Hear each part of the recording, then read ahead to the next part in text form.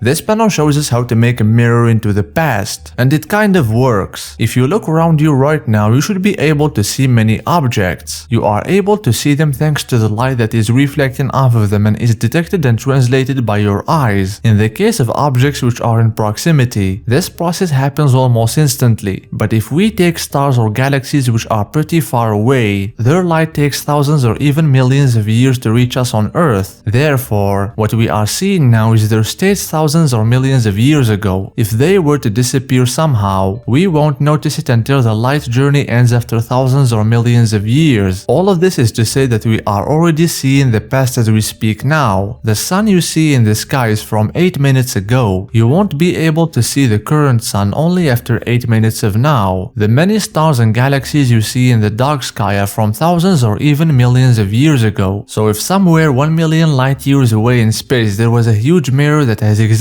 in that exact spot for at least 1 million light years, pointed at our Earth and somehow reflected it clearly, and we had a special telescope able to capture it in detail, we would be able to see Earth as it was 2 million years ago. Fun fact, the light you see around you and outside is thousands of years old. It is born at the heart of our sun and takes about 200,000 years to get out of there. This is due to the countless absorption and re-emission events preventing it from moving in a direct path, but once it escapes the sun's surface, it takes just 8 minutes to reach us on Earth. This second panel questions why the sky is dark at night even though we are surrounded by millions of luminous bodies. Many of you will brush this off and say that no sun means no light, but that's not the whole explanation. Actually, this is an old thing they call Olber's paradox. Since there are millions of stars around us, every point where we look should be occupied by a luminous star. This should make the sky enlightened as if night and day were the same, but everyone knows night is dark. So why is that? This paradox was founded with two presumptions in mind. The first is that the universe is endless, and the second is that the universe has existed since infinity. This way, there would be an infinite number of stars that illuminate us, and when the universe has existed forever, their light would have had the proper time to reach us at some point. But if we say the universe is not infinite, this paradox would collapse, because there are not enough stars to illuminate the sky at night, and if we say the universe hasn't existed since infinity, the paradox would also fail because said stars wouldn't have had enough time for their light to reach us. If the sky at night is dark, this is because either the universe is finite or it hasn't existed since infinity, meaning by just looking at the sky we realize the universe isn't really infinite. Modern physics considers the universe to have existed since a finite amount of time, which is 13.8 billion years, and since light has a finite speed and the universe is expanding faster than that, the space itself is growing,